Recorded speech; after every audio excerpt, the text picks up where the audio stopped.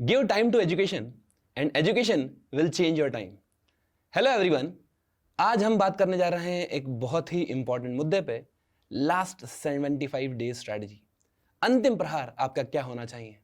मैं वीनस जैन और मेरे साथ है अमन माहेश्वरी सर, और हम बहुत ही अमेजिंग स्ट्रैटेजीज डिस्कस करने वाले हैं कि किस तरह से आप अपने जेई मेंस को और जेई एडवांस को क्रैक करके बहुत अच्छे इंस्टीट्यूट में सिलेक्ट हो सकते हैं। सर, जैसा कि आपको पता है कि अभी बहुत बड़ा बवाल बचा है बच्चों के बीच में, जिस तरह से एग्जाम का पैटर्न चेंज हो चुका है, राइट। पहले 30 क्वेश्चन आते थे, 30 में से आपको 25 ही करना होते थे, बट अब एनटीए ने वो ब्रैकेट हटा दिया है। आपको 25 क्वेश्चन आएंगे पर सब्जेक्ट और पूरे के पूरे आपको सॉल्व करना है। तो सर, आपका क्या सोचना है इसके ऊपर कि किस तरह से अफेक्ट करेगा ओवरऑल कट ऑफ को, रैंक को? बिल्कुल सर, मुझे लगता है कि जो पढ़ने वाला बच्चा है ना, उसको फर्क नहीं पड़ना चाहिए कि पैटर्न क्या है, क्योंकि पढ़ने वाले बच्चों को इसमें सबसे ज़्यादा फायदा हुआ है। पहली चीज़ तो एनटीए ने जो 10 में से पहले 5 क्वेश्चन बच्चे को करने रहते थे, अब 5 ही होंगे, 5 ही अटेम्प्ट करने रहेंगे।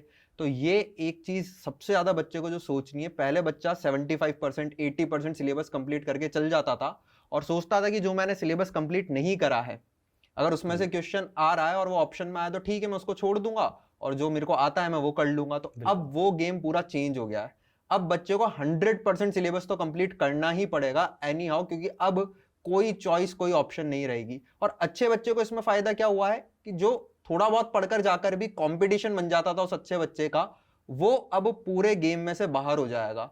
तो मुझे ऐसा लग रहा है कि इसकी वजह से जो सबसे ज्यादा प्रॉफिट हुआ है वो उन बच्चों को हुआ है जो बहुत अच्छे से डिसिप्लिन मैनर में पढ़ाई कर रहे थे, और जो बच्चे मस्ती मजाक में थे और ये सोचकर जा रहे थे कि यार मैं तो 75% ही अपना सिलेबस कंप्लीट कर जाता हूं, उनके लिए नुकसान तो पक्का होगा अगर ये 75 डेज में उन्होंने इस एग्जाम पैटर्न के अकॉर्डिंग अपने आप को चेंज नहीं करा। तो सही बात है, बिल्कुल सही बात है। जैसे कि हमें पता है कि इस बार 2 सेशन होने वाले हैं। एक सेशन अपना जनवरी के आसपास आएगा और दूसरा अप्रैल के आसपास आने वाला है। सो इन 2 सेशंस में से डेफिनेटली बच्चे के पास 2 अटेम्प्ट होंगे। आप 2 अटेम्प्ट में से कोई भी अटेम्प्ट दे सकते हैं और दोनों भी अटेम्प्ट दे सकते हैं। बिल्कुल। आपको अगर रैंक अच्छी इंप्रूव करना है और कम मेहनत करके अगर बढ़िया रिजल्ट निकाल के लाना है, तो क्या स्ट्रेटजी रखना चाहिए बच्चे को कि वो किस तरह से क्योंकि अभी अपने पास लगभग 75 डेज हैं, तो सेकेंड अटेम्प्ट पे ज्यादा फोकस करें, फर्स्ट अटेम्प्ट पे ज्यादा फोकस करें, या किस तरह से अप्रोच रखें ताकि एक ऑप्टिमम रिजल्ट निकल के आए? मैं तो सर यही कहूंगा, हर बच्चे से हर साल एक ही चीज मैं बार बार बोलता हूं कि आप फर्स्ट अटेम्प्ट को ही अपना सिंगल अटेम्प्ट मान के चलो, क्योंकि फर्स्ट अटेम्प्ट के अंदर सर जैसा कि हमको पता ही है कि कंपटीशन कम रहेगा। क्यों कंपटीशन कम रहेगा? क्योंकि कुछ बच्चे होंगे जिनकी प्रिपरेशन कंप्लीट नहीं हुई होगी, कुछ बच्चे होंगे जिनका सिलेबस ही कंप्लीट नहीं हुआ, कुछ बच्चे तो अटेम्प्ट ही नहीं देते हैं। तो जो मार्क्स के अकॉर्डिंग रैंक आती है, वो कम मार्क्स पे अच्छी रैंक फर्स्ट अटेम्प्ट में आ जाती है। वही रैंक अगर सेकंड अटेम्प्ट में बच्चा लेने जाएगा तो उसको अराउंड 15 मार्क्स एक्स्ट्रा लाने पड़ेंगे। तो लेस कंपटीशन मिलेगा। प्लस एक और फायदा ये है फर्स्ट अटेम्प्ट क्लियर करने का कि अगर फर्स्ट अटेम्प्ट में अच्छी परसेंटाइल आ गई तो दिमाग से एक फितूर हट जाएगा कि मुझे सेकंड अटेम्प्ट के लिए भी प्रिपरेशन करनी है।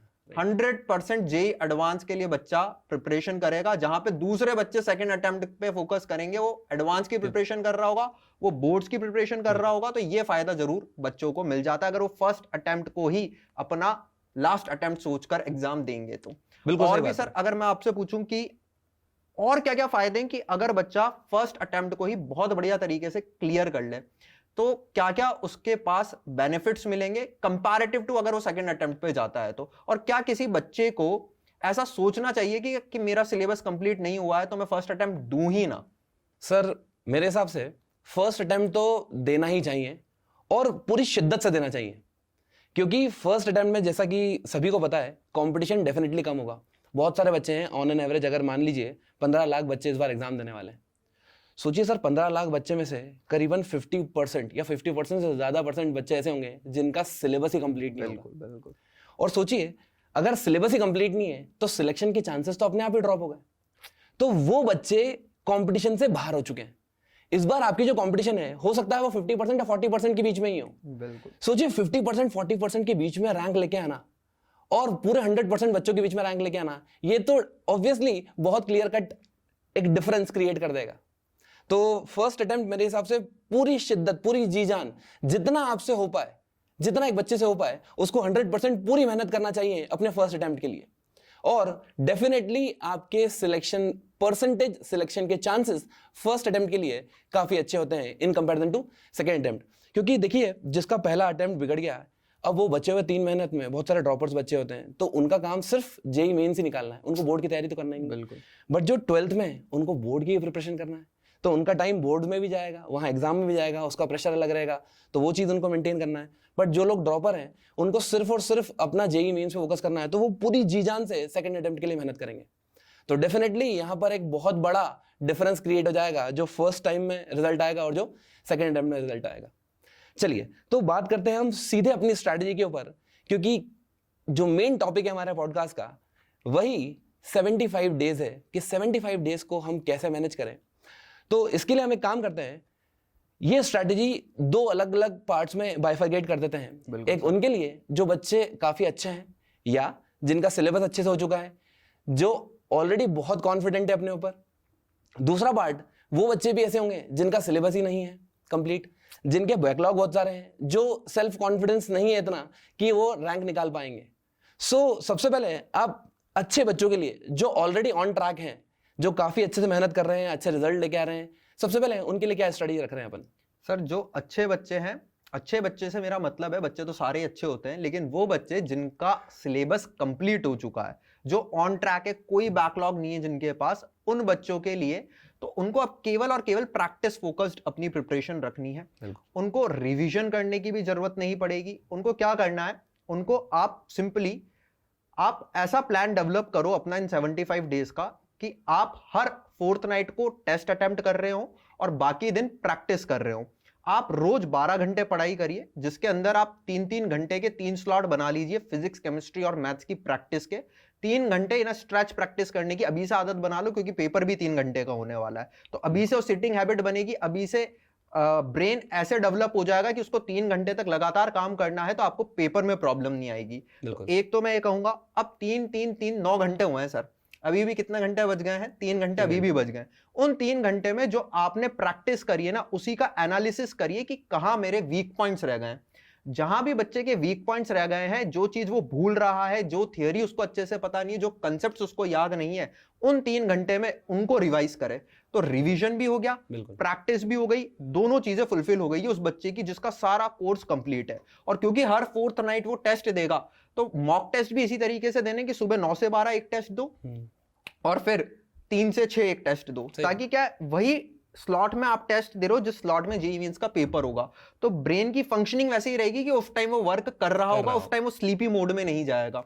और फिर उस मॉक टेस्ट के बाद, क्योंकि सर 3 और 3 6 घंटे हुए हैं, फिर 6 घंटे बच गए बच्चे के पास, तो उस 6 घंटे में मॉक टेस्ट का एनालिसिस करेगा वो, और एक सेल्फ इंप्रूवमेंट डायरी जरूर क्रिएट करे बच्चा, जिसके अंदर वो ये पॉइंट्स लिखे कि कहां कहां मुझसे गलती हो रही है, क्या मैं कैलकुलेशन मिस्टेक कर रहा हूं, क्या मैं सिली मिस्टेक्स कर रहा हूं, या फिर मैं कोई कंसेप्चुअल मिस्टेक कर रहा हूं। उन पर फोकस्ड हो उस सेल्फ इंप्रूवमेंट डायरी के अंदर, जिसको मैं शॉर्ट फॉर्म में सिड बोलता हूं, उसके अंदर वो सारी बातें लिख ले और फिर इन पे वर्कआउट करना चालू करे और कोशिश करे कि जो गलती हो चुकी है उसको मैं वापस ना दोहराऊं। अगले टेस्ट के अंदर वो गलती नहीं दोहराएगा, तो धीरे धीरे धीरे वो अपनी गलतियों से सीख सीख कर, मतलब एकदम शानदार तरीके से उसकी प्रिपरेशन हो जाएगी। फर्स्ट अटेम्प्ट तो गारंटेड है, वो केवल सेलेक्ट नहीं होएगा, वो अच्छी रैंक के साथ सिलेक्शन ला सकता है, क्योंकि उसका सबसे बड़ा बोनस ये है सर कि उसने अभी से अपना सिलेबस कंप्लीट कर लिया है। अब वो केवल रिवीजन फोकस्ड है, और मेंस का फर्स्ट अटेम्प्ट होने के बाद वो अपनी बोर्ड्स की प्रिपरेशन और एडवांस की प्रिपरेशन पर ध्यान दे सकता है बहुत इजीली। ये तो बहुत अच्छी बात बताई कि हमें ऐसी स्ट्रैटेजी बनानी है जिस हिसाब से हमको एग्जाम में जाके परफॉर्म करना है। आप जेईई मेंस की प्रिपरेशन कर रहे हैं, तो आप 3 घंटे का पेपर अगर आपको लिखना है, तो आप पूरी फोकस 3 घंटे आपको पेपर में रखना ही है। आप बीच में कंसंट्रेशन लूज नहीं कर सकते। बहुत सारे बच्चे ऐसे सोचते हैं कि सर 45 मिनट्स पढ़ लिया, 1 घंटा पढ़ लिया, अब क्या करें, ब्रेक ले ले थोड़ा सा, क्या करें, एकदम एट अ स्ट्रेच नहीं बैठाया जाता, नहीं पढ़ाया जाता, या नहीं कर पाता मैं काम।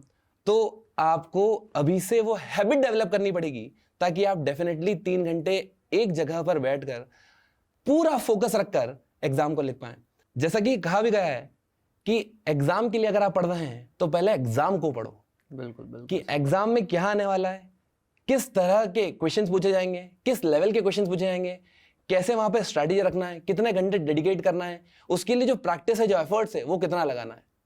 तो डेफिनेटली इन सब चीज़ों का सम अप करके आप एक अच्छा स्कोर बना सकते हैं।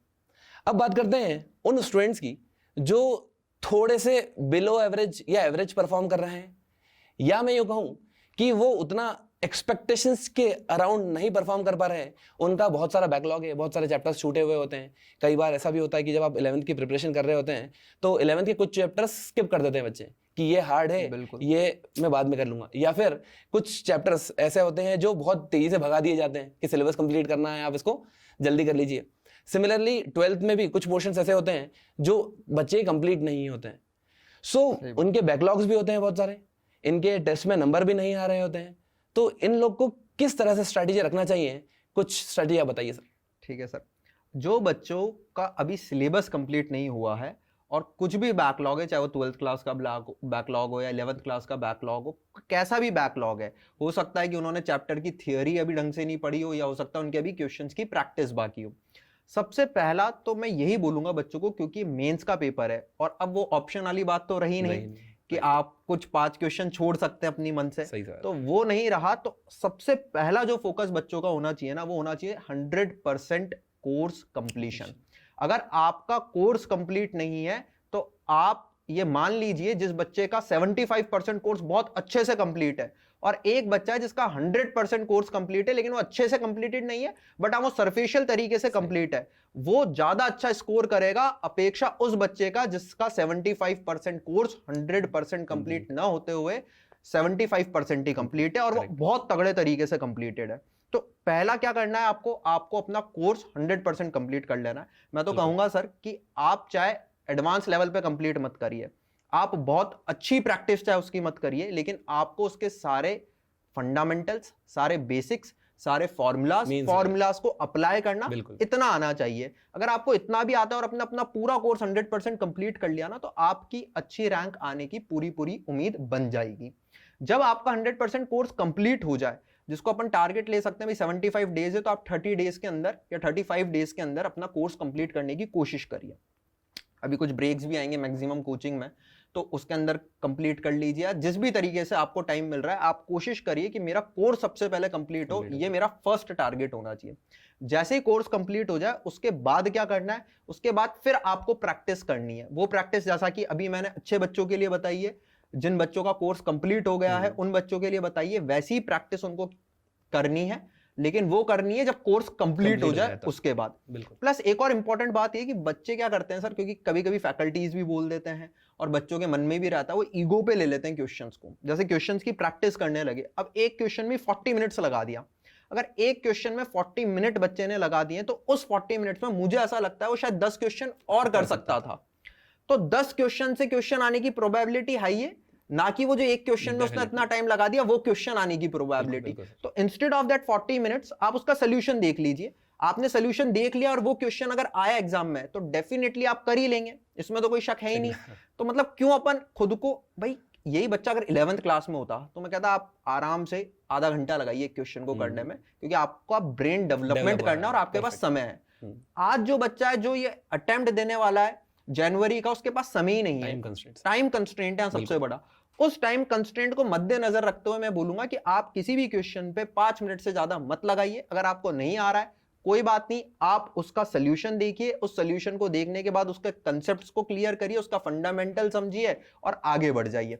एक बार आगे बढ़ गए फिर कोई दिक्कत नहीं आएगी। उस 40 मिनट के अंदर आप 10 या 12 क्वेश्चन सॉल्व कर रहे होंगे, उन 12 क्वेश्चन से क्वेश्चन आने की प्रोबेबिलिटी बहुत हाई होगी। तो एक टिप तो यह है कि आप किसी भी क्वेश्चन को अपने ईगो पे मत लीजिए। दूसरा टिप ये 100% कोर्स कंप्लीशन करना है। और तीसरा टिप ये कि जैसे 100% कोर्स कंप्लीट हो जाए आप प्रैक्टिस में लग जाइए और प्रैक्टिस के साथ साथ टेस्ट भी दीजिए।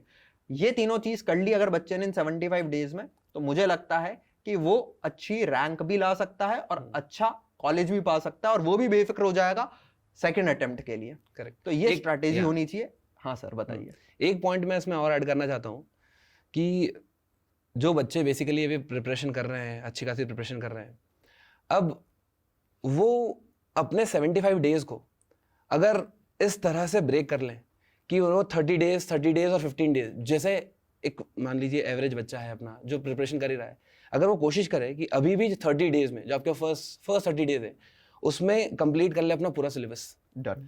जो रेस्ट वाली 30 डेज है उसमें कर ले वो थोड़ी प्रैक्टिस, सही बात है, अच्छी खासी प्रैक्टिस कर ले, बिल्कुल। और लास्ट के जो 15 डेज हैं अगर उसमें वो एनालिसिस कर ले थ्रू टेस्ट और रिगरसली अपनी गलतियों को एनालाइज कर ले, तो डेफिनेटली ये एक बूस्टर स्ट्रेटेजी होगी जो डेफिनेटली 75 डेज में बच्चे की रैंक लेके आ जाएगी।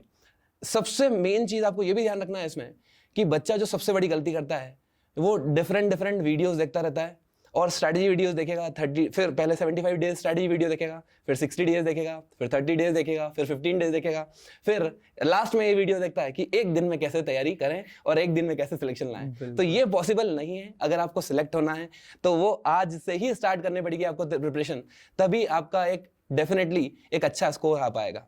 उसके साथ साथ आपको ये भी ध्यान रखना है कि आप वो स्ट्रैटेजीज को बिल्कुल मत देखिए जो आपको चैप्टर का वेटेज दे रहे हैं।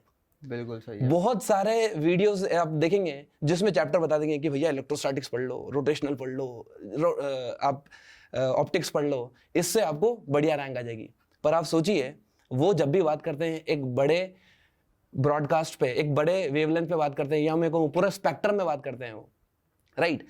अब आप देखिए आपके पेपर में कौन से चैप्टर्स में 25 क्वेश्चन आने वाले हैं ये किसी को नहीं पता।